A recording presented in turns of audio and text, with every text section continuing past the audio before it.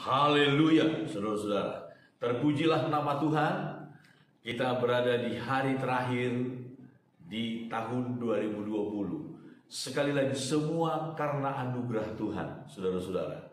Tahun yang penuh dengan pergumulan bagi kita dan juga bagi semua umat manusia yang ada di muka bumi ini. Tahun ini, tahun yang penuh pergumulan.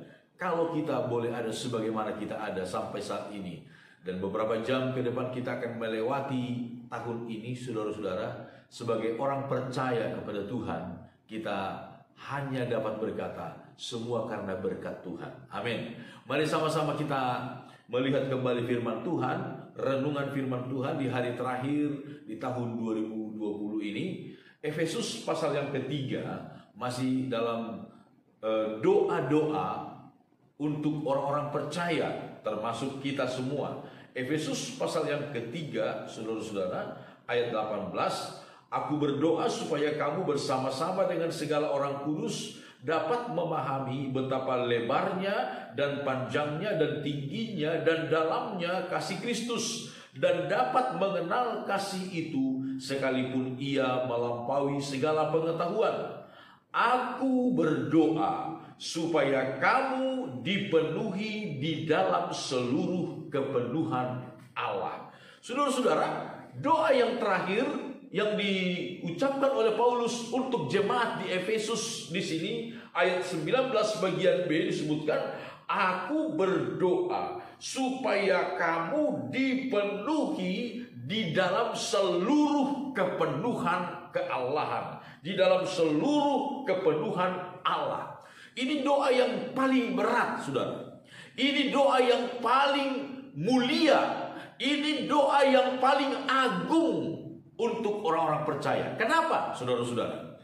Disebutkan, kalau kita lihat dalam kitab Kolose, apa yang kemudian dijelaskan oleh Paulus dengan pernyataan ini, dipenuhi dalam seluruh kepenuhan Allah. Lalu kita lihat dalam kitab Kolose pasal yang kedua, Kolose ayat yang ke-8, firman Tuhan berkata, hati-hatilah supaya jangan ada yang menawan kamu dengan filsafatnya yang kosong dan palsu menurut ajaran turun-temurun dan roh-roh dunia, tetapi tidak menurut Kristus. Sebab dalam Kristuslah berdiam secara jasmaniah seluruh kepenuhan keallahan.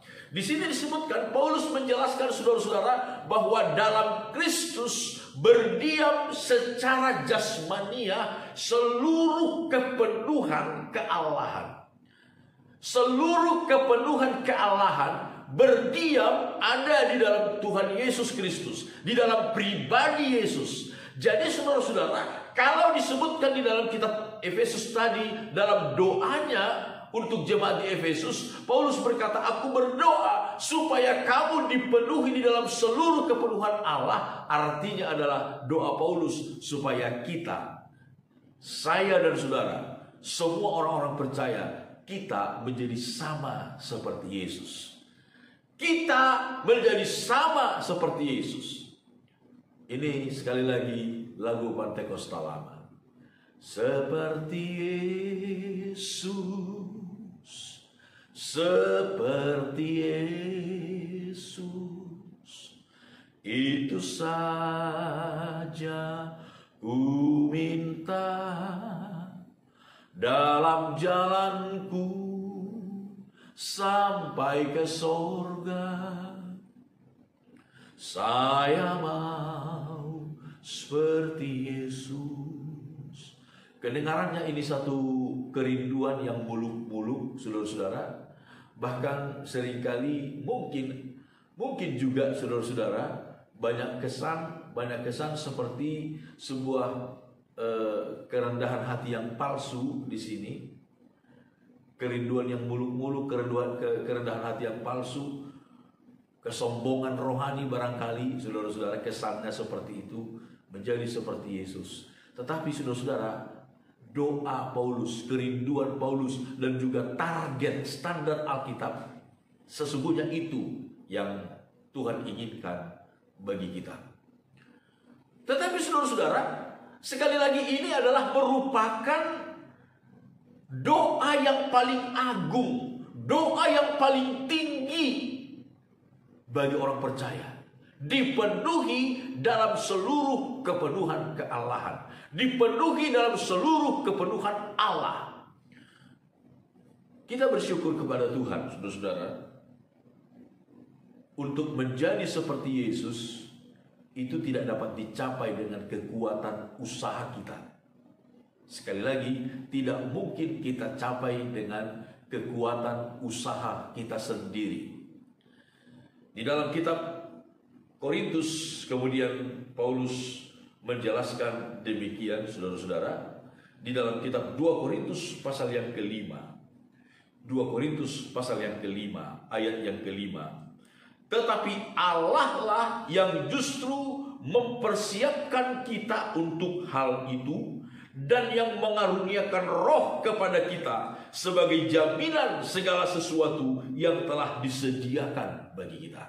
Kita bersyukur kepada Tuhan untuk menjadi seperti Yesus, bukan dengan upaya diri sendiri, tetapi Roh Kudus yang dikaruniakan oleh Tuhan kepada kita. Firman-Nya dan Roh-Nya yang dikaruniakan, yang tertanam di dalam hati kita, saudara-saudara, yang tinggal di dalam hati kita, itulah yang akan mengubah kita. Itulah yang akan mengubah saya dan saudara. Sehingga kehidupan Kristus, karakter Kristus, itu akan nyata dalam hidup kita. Karakter kita yang lama sedikit demi sedikit dirubah oleh Tuhan, sedikit demi sedikit dihilangkan oleh Tuhan, diganti dengan karakter Kristus. Inilah yang disebut dengan pertobatan setiap hari, saudara-saudara. Pertobatan setiap hari. Lalu kemudian kita lihat di dalam pasal yang ketiga, 2 Korintus pasal yang ketiga, betapa indahnya akhir puncak dari rencana Tuhan bagi gerejanya, bagi saya dan saudara. 2 Korintus pasal 3 ayat 18. Dan kita semua mencerminkan kemuliaan Tuhan dengan muka yang tidak berselubung. Dan karena kemuliaan itu datangnya dari Tuhan yang adalah Roh, maka kita diubah menjadi serupa dengan gambarnya dalam kemuliaan yang semakin besar. Haleluya, saudara-saudara. Firman Tuhan berkata, kita diubah oleh Roh dan firman-Nya. Kita diubah oleh Roh-Nya yang diam, yang tinggal di dalam hati kita, menjadi serupa dengan gambarnya, menjadi serupa dengan karakter Kristus. Sekali lagi, saudara-saudara, bukan dengan upaya diri sendiri, bukan, tetapi karya Roh dan firman yang mengubahkan kita dari dalam, saudara, dari dalam. Sehingga kitab Roma berkata, Roma 12, berubah oleh pembaharuan budi. Berubah oleh pembaharuan budi. Bukan satu perubahan yang dibuat-buat untuk menjaga image, bukan, tetapi satu perubahan yang betul-betul terjadi dari dalam hati kita. Berubah oleh pembaharuan budi, oleh kuasa firman dan Roh Kudus, menjadi serupa dengan gambarnya dalam kemuliaan yang semakin besar. Dalam kemuliaan yang semakin besar. Dalam terjemahan bahasa Inggris disebutkan from glory to glory, dari glory ke glory, dari kemuliaan kepada kemuliaan. Luar biasa, saudara. Kita bersyukur. Pesan di akhir tahun 2020, Kristus diam di dalam hati kita, dapat mengenal dan memahami betapa panjang lebar kasih Kristus bagi kita, sehingga itu mengubahkan kita, saudara, mengubahkan kita dari kemuliaan kepada kemuliaan. Amin.